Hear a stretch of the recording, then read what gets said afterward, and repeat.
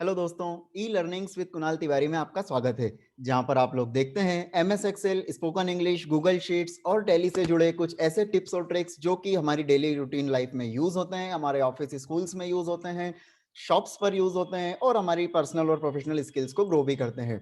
ऐसे वीडियोस हम लोग यहाँ पर लाते रहे हैं। आज हम लोग बात करने वाले हैं एमएस एक्सेल में इफ और फॉर्मूले की। अगर आपने इफ एंड फॉर्मूला जो कि हमने पिछले वीडियो में बताया था उसे नहीं देखा है तो आई बटन पे क्लिक कीजिए, वहां पर आपको इफ एंड फॉर्मूला मिलेगा। और आज हम लोग बात करने वाले हैं इफ के साथ में और फॉर्मूले का यूज कैसे करते हैं, हम लोग देखेंगे। देखिए, यहां पर ये मेरे पास एक डेटा है। इसमें यहां पर कुछ स्टूडेंट्स के नाम हैं, उनके सब्जेक्ट हैं।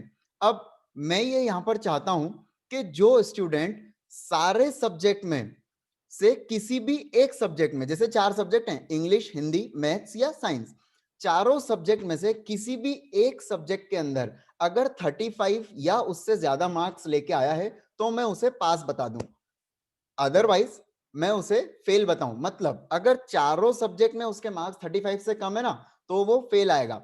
लेकिन अगर किसी एक सब्जेक्ट में भी 35 या उससे ज्यादा उसके मार्क्स हैं तो वो पास की कैटेगरी में आएगा। इसका यूज आप दूसरे तरीके से भी कर सकते हैं। अगर आपके पास कोई ऐसा डेटा है जिसमें कोई पर्टिकुलर एक कंडीशन, मिनिमम एक कंडीशन को सेटिस्फाई करवाना है, तो वहां पर भी आप इस फॉर्मूले का यूज कर सकते हैं। यहां पर मैं रिजल्ट दिखा रहा हूं, आप अपना कुछ अलग डेटा भी ले सकते हैं। डेटा कैसा होगा कि मेरे पास 4 कंडीशन है, 2 कंडीशन है या 5 कंडीशन है।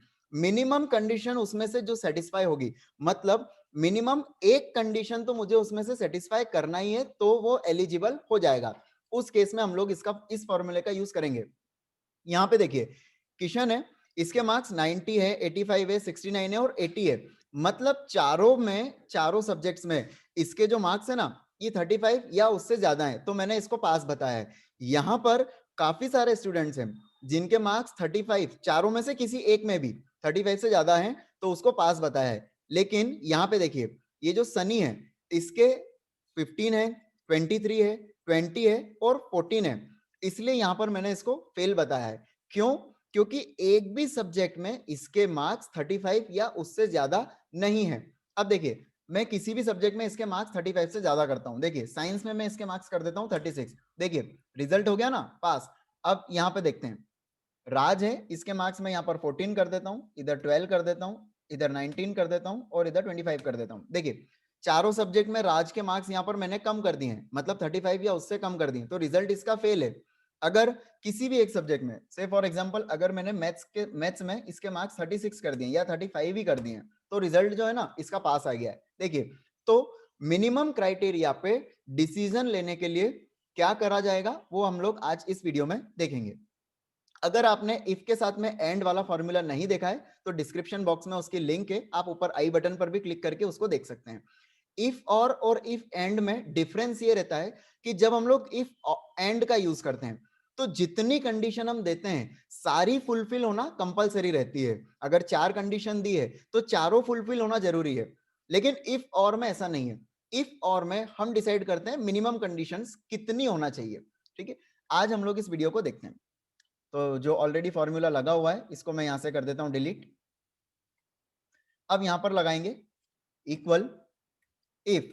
देखिए, अब मुझे देना है लॉजिकल टेस्ट। लॉजिकल टेस्ट में यहां पर मैं लिखूंगा और लिखूंगा। अब और के साथ में यहां पर अंदर अंदर दे रहा है लॉजिकल 1, लॉजिकल 2, लॉजिकल 3, ऐसे मल्टीपल ये दे रहा है। इसका मतलब कि मुझे कितने लॉजिक्स उसको देना है, मैं मल्टीपल लॉजिक्स एक साथ दे सकता हूं।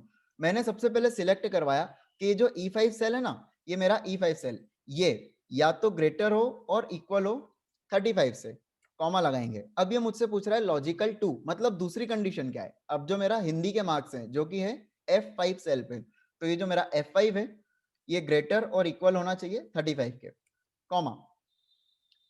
अब नेक्स्ट है G5 अगेन मेरा ग्रेटर और इक्वल होना चाहिए 35 से। एक कंडीशन और दे देता हूं कि जो H5 है, ये H5 भी ग्रेटर और इक्वल होना चाहिए 35 से। यहां पर मैं ब्रैकेट बंद करूंगा, कॉमा लगाऊंगा। देखिए, यहां पर मैंने ये जो लॉजिकल टेस्ट था ये दिया है और करके। अब ये और का मतलब ये रहता है कि किसी भी 4 सब्जेक्ट में से किसी भी एक सब्जेक्ट में 35 से ज्यादा अगर मेरे मार्क्स आ गए हैं किशन के, तो मेरी कंडीशन सेटिस्फाई रहेगी। अब अगर मेरी कंडीशन सेटिस्फाई रहती है तो मुझे क्या करना है, यहां पर मुझे पास लिख देता हूं, पास मेरा टेक्स्ट है इसलिए मैं इन्वर्टेड कॉमा में लिखूंगा। अदरवाइज वैल्यू इफ फॉल्स, अगर चारों सब्जेक्ट में से किसी भी एक सब्जेक्ट में भी, इसको ऐसे समझते हैं कि चारों सब्जेक्ट में से किसी एक सब्जेक्ट में भी, मतलब चारों में ही 35 से कम मार्क्स अगर आए हैं तो मुझे क्या लिखना है, फेल लिखना है। देखिए फेल, यहां पर मैं ब्रैकेट बंद करता हूं, ये मेरा फॉर्मूला यहां पर कंप्लीट हो गया है। इसका मतलब क्या है कि मैं इफ चेक करवा रहा हूं कि यदि मेरा E5 ग्रेटर और इक्वल है 35 से, F5 G और H, इनमें से कोई सा भी एक, मिनिमम एक, सारे हों तो अच्छी बात है लेकिन मिनिमम एक अगर 35 से ज्यादा होता है तो मुझे यहां पर पास लिखना है, अदरवाइज मुझे फेल लिखना है। बड़ा सिंपल सा फॉर्मूला है। एंटर करते हैं, देखिए ये यहां पर आ गया पास, इसको यहां से मैं कॉपी करूंगा कंट्रोल सी से, शिफ्ट के साथ डाउन एरो की प्रेस करूंगा जहां तक मुझे इस फॉर्मूले को पेस्ट करना है, सिलेक्ट करके कंट्रोल वी से पेस्ट कर दूंगा। देखिए यहां पर ये सारे रिजल्ट्स इसने पास बताए हैं। क्यों बताएं, क्योंकि सारे मार्क्स 35 या उससे ज्यादा ही हैं सभी स्टूडेंट्स के। किसी एक स्टूडेंट को लेते हैं, जैसे मैंने लिया सर्वेश को, सर्वेश के मार्क्स हैं 40 है, 78 है, 89 है और 54 है, इसके इतने मार्क्स है। अगर ये 40 की जगह मैंने कर दिया 14, 78 की जगह मैं कर देता हूं 10, 89 की जगह मैं कर देता हूं 9 और जो 54 है इसकी जगह मैं कर देता हूं 25। देखिए चारों मार्क्स मैंने कम कर दिए हैं, देखिए रिजल्ट क्या आया, फेल। अब अगर इस सर्वेश के ही मार्क्स मैं 36 कर देता हूं किसी भी एक सब्जेक्ट में तो रिजल्ट मेरा पास आ जाएगा। तो आज के इस फॉर्मूले में हमने ये देखा है कि अगर हमारे पास मल्टीपल कंडीशंस हैं और उनमें से क्राइटेरिया किसी एक कंडीशन के भी फुलफिल होने पर रिजल्ट हमारा फेवरेबल देता है तो हम लोग यूज करते हैं इफ के साथ में और फॉर्मूले के। लेकिन अगर सारे क्राइटेरिया फुलफिल करना कंपलसरी रहता है तो हम लोग यूज करते हैं इफ के साथ में एंड वाला फॉर्मूला, जो कि हमने प्रीवियस वीडियो में देखा है। तो आई होप आपको ये वीडियो पसंद आया है, फॉर्मूला आपको समझ में आया है, आप इसकी प्रैक्टिस कीजिए, वीडियोस देखते रहिए, सीखते रहिए। Thank you very much.